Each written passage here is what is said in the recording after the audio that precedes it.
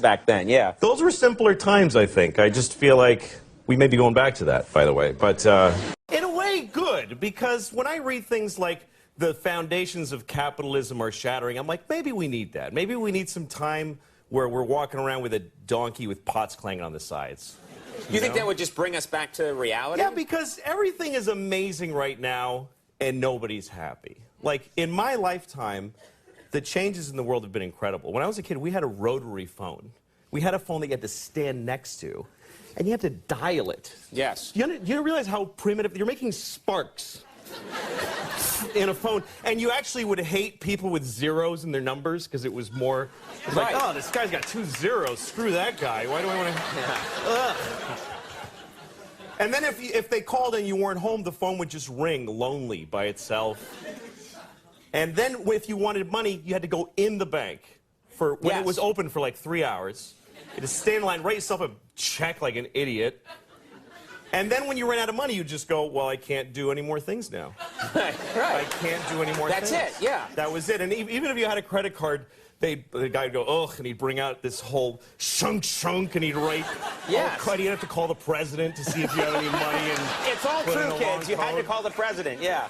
It was ridiculous. Yes. Do you feel that we now, in the 21st century, we take technology for granted? Well, yeah, because now we live in an amazing, amazing world, and it's wasted on the crappiest generation of just spoiled idiots that don't care, because this is what people are like now. They got their phone, and they're like, it won't. Give it a second. It's going to space. Can you give it a second to get back from space? Is the speed of light too slow for you? Yeah. I was on an airplane, and there was internet, high-speed internet on the airplane. That's the newest thing that I know exists. And I'm sitting on the plane, and they go, open up your laptop, you can go on the internet. And it's fast, and I'm watching YouTube clips. I'm in an airplane.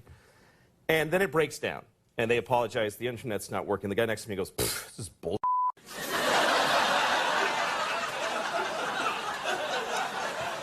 Like, how quickly the world owes him something he knew existed only 10 seconds ago. Right. And on planes,